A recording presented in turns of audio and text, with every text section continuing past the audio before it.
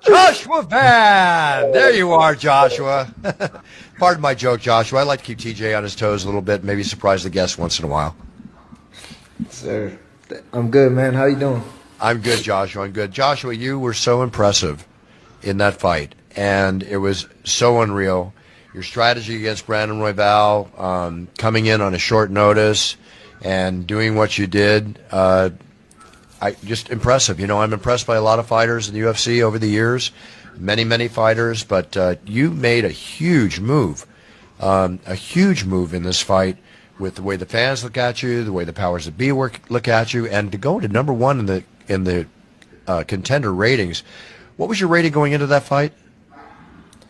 Man, you know, my thing is just to win the fight. You know what I mean? When they give me a call, I was just like, let me just take this fight, and you know, if I win, I get the title and things like that. So yeah, that was just my mindset going into the fight. I'll answer for him. I think he was number 11, Buff. Yeah, number 11. It wasn't even in the top 10. I have never seen a fighter go from outside of top 10 contention directly into number one. I mean, that's an historical move. Have you ever seen that, TJ?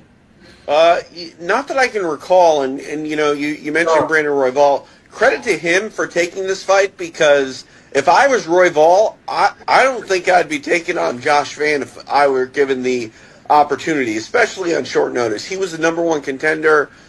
Joshua is this kid who's been tearing it up. You know, a lot of people, you know, Royval had a lot to lose and not necessarily a lot to gain to take on Josh, but he's a born fighter, and he stepped up. But, man, Joshua stepped up in a way that he would not be denied, Buff. Personally, I think that's the best fight we've seen all year. I definitely think it's a contender for Fight of the Year, no question. And I just have to ask real quick, is Joshua's volume up high enough? Yeah, it's good. Okay. Just I was having a hard time for now. It's coming through. You know what? Contender of the year, but I mean, when you look at it, landing 419 significant strikes, which was a UFC record, if I'm not mistaken. Yeah. Right. Anything else you want to like get a first for here in your fight, Joshua? You know, going from 11 to 1, landing the most significant strikes ever in a UFC fight in the 33 plus years that this has been in existence. I mean, landmark achievements. And then to earn Fight of the Night against Royval, landmark achievement. Any other landmark achievements that I'm missing here? I think that's it, right? I don't know what else to say, man. Shout out to Royval for giving me a chance, but other than that, man, he was a great fighter, and I'm just honored to be in the cage with him. Well, what was the real quick? You mentioned short notice, Buff. What was the time difference between your last fight and then the Royval fight? The preparation time or what? Yeah, how much time? For the Royval fight, we got 2 weeks, because you know, I mean, they gave me 3 weeks, but like the fight week is just the weight cut and all those media stuff. So we got 2 weeks. But the Bruno Silva fight, I think I got like 6 weeks to 7. Right. And, you know, earning the Fight of the Night award against Royval, I'm sure that was very exciting for you, you know, because it definitely can be a bit of a life changer when you get a nice bonus like that. And congratulations on that. I love seeing fighters get their bonuses. What, if anything, did you learn from your performance against Royval based on how you normally fight that you'll carry into a title fight when you go into your title match? Man, I learned that I got to work on my defense a lot more. You know, getting hit that much in a fight, it wasn't like, it don't feel great after the fight. You know what I mean? When I was in the fight, I was enjoying the fight and everything, but after the fight, you know, I was feeling all those punches and stuff like that. So I got to work on my defense for sure. Yeah, you definitely don't want to fight every fight like that. That's not a Yes, brain smart thing to do, shall we say. Yeah. You want to keep yourself sharp and everything. You know, you're very humble, Joshua, and it's very cool to see, and I always love that in a fighter. You know, you get in there, and I think you prove yourself with your fists, you prove yourself with your feet, you prove yourself with your takedowns, your submissions, and all of that. And it's wonderful to see a fighter that's so well-rounded like that. Are you going to prepare differently for a potential title shot against Alejandro Pantoja? Not really, man. I have confidence in my team and I have confidence in myself. You know what I mean? I feel like if we switch up things like that, you know what I mean, it's not going to go well for us. So I feel like we will stay the same. But, we know that he's going to come in grappling strong, you know what I mean? So, but, we got to let something for that. But other than that, man, we just going to prepare it the same way we always do. Yeah, I think the big test for you in training for that, or one of the big tests, training for that fight would be on countering Pantoja's grappling, countering those takedowns, gaining the confidence to avoid the takedowns, right? Which, let's face it, what's the greatest way to avoid a takedown unless you're against the cage? The sprawl, just catch him and sprawl. And Yeah. I think I'm correct in that, am I not, TJ? Yeah. And I feel like he's gonna have a hard time fighting a guy like me too, cause you know what I mean. The guys that he fought before, they gave him too much respect and things like that. But you know what I mean. I don't think he ever fight a guy that is as confident as me going forward. You know what I mean. So I think it's just gonna be a battle between the striker and the grappler. Right, and not to bring up a painful memory, but does your knockout loss to Charles Johnson in any way affect your moving forward? And a lot of fighters, they get affected by that. Do you even think about that, or is just something that happened, it's past? Nah, that was the best thing ever happened in my life. Good. I was getting cocky, man, and then what I mean. I just got humble, and now I'm in the gym, training, trying to get better every time. So I think that was the best thing that ever happened to me. Exactly. It's one of my biggest complaints when fighters get too cocky and do what they do. It's like sooner or later you're going to get caught. When you get caught, you either learn from it or you don't. And everybody from Anderson Silva to yourself has gone through that situation. So it's definitely got to be a performance changer.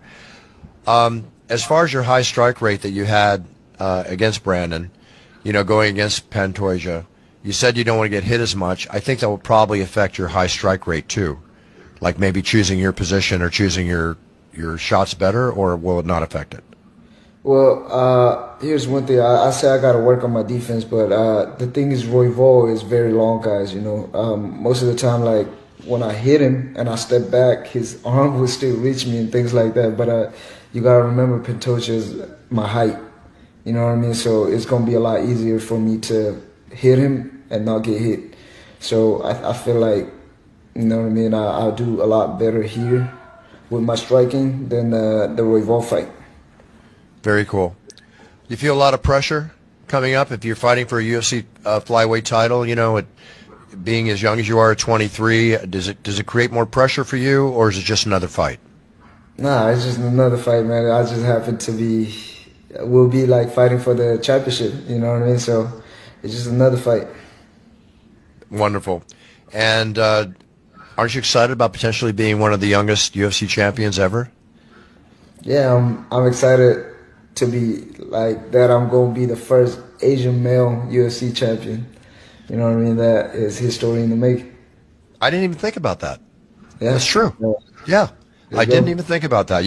Here we are, first, setting Yeah. records left and right. I don't know, no offense against Pantoja, I'm always made the best man or woman win, but when you think about how you're setting precedents and everything else, I think there's destiny in this future that we're talking about.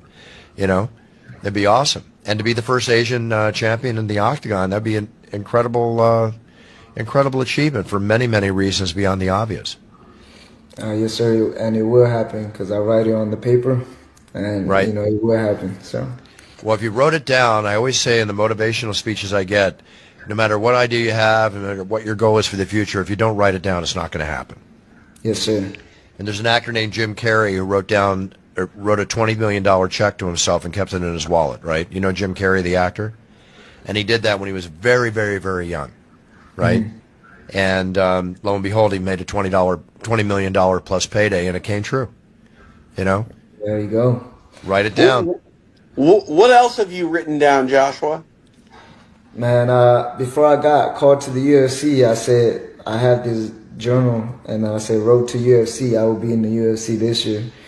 And then soon enough, they call me, and you know what I mean. Ever seen that, I just start writing everything down, like everything that I do, and just you know what I mean. And this right here, if you look at the thing, like look at this, my screen. You know what I mean? I've been having this for 5 years now. You know what I mean? So I just read this every morning. Every morning I wake up, I'll just look at my screen, and that's the first thing I do. Remind myself that I'm the champion. Very cool. Very cool. Now, aside from Pantoja, ever any thoughts about going up in weight? Nah. Another division? I'm a small 25er, you know what I mean? Like, if you ask me, but I just like to fight my natural weight, man. But, you know what I mean? When I get older, I feel like I'll gain more weight. Then maybe we could talk about going up. Right. What do you walk around at, Joshua? I'm light as fuck. What? 140? Yeah, 141, 42. Okay. And also to have, out of curiosity, sponsors. After a performance like that, and you don't have to say what or when or where, did you get approached by other like deals coming in, people wanting you to be part of something? Yes, sir. The opportunity has been a lot of opportunity has been open. Good. And your management handling it well? Because this is where Yes, you're going to sir. make the money. You're going to make the money Yeah. on the outside the octagon. Not that you don't make it inside, but outside the octagon, so you make significantly more money to add to the the purses that you receive. Yes, sir, man. Shout out to Jason. He's doing his thing with them sponsors. So, yeah, I'm happy with what he got me. Jason knows what he's doing. He's got, I think, he's got a number of his fighters at my site, millions.co, making merch and stuff like that. I'm not sure if you're on that yet, but he can guide you through that over there. Sure. You doing cameos or anything like that? Cameo videos or anything? No, not yet. Okay. Well, think about it. It adds extra income. Could be a car payment, could be a house payment a month for you as you grow. I mean, you're an explosive point in your career.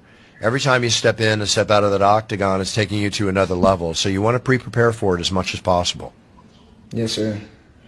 Definitely. You mentioned a house payment, Buff. I know Joshua is a family man, and you were able to buy your mom a house. What was that like? She's very happy. Like I'm in her house right now. So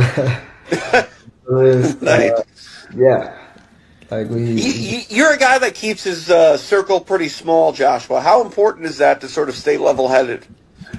Yeah, man. When you get win like that, like new people trying to come and things like that. I mean, sometimes it's not always a good thing, but I always know who stayed with me since the beginning and things like that. So I like to keep my circle small and listen to the same people that guide me here. So yeah. Buff mentioned that you have the opportunity to be one of the youngest UFC champions, and when you're young, I mean, even John Jones, who was on a tear when he was younger, people said, "Oh, is this too much too soon?" Do you ever think about that? Do you ever think about the timeline and is this too much too soon, or are you just ready for it all? I feel like it's too late because I really, really, really want to be the youngest champion in the UFC, but. You know what I mean? Everything happened for a reason, you know what I mean? So, God is the perfect planner. So, whatever He give me, I'll take it. What is the timeline? Is there a timeline? Yeah, I'll become a champion this year, by the end of this year. Good. Right. And I'll look very, very forward to, no offense to Pantoja, of course, because again, may the best man win. But I have you on the show right now. I'm looking at you. I'm extremely impressed by you, and it would be an honor to say, and new, Yes, sir. much more emphasis on the and new when I say it, but just for the sake of getting it across. So, I look forward Final question here, Buff.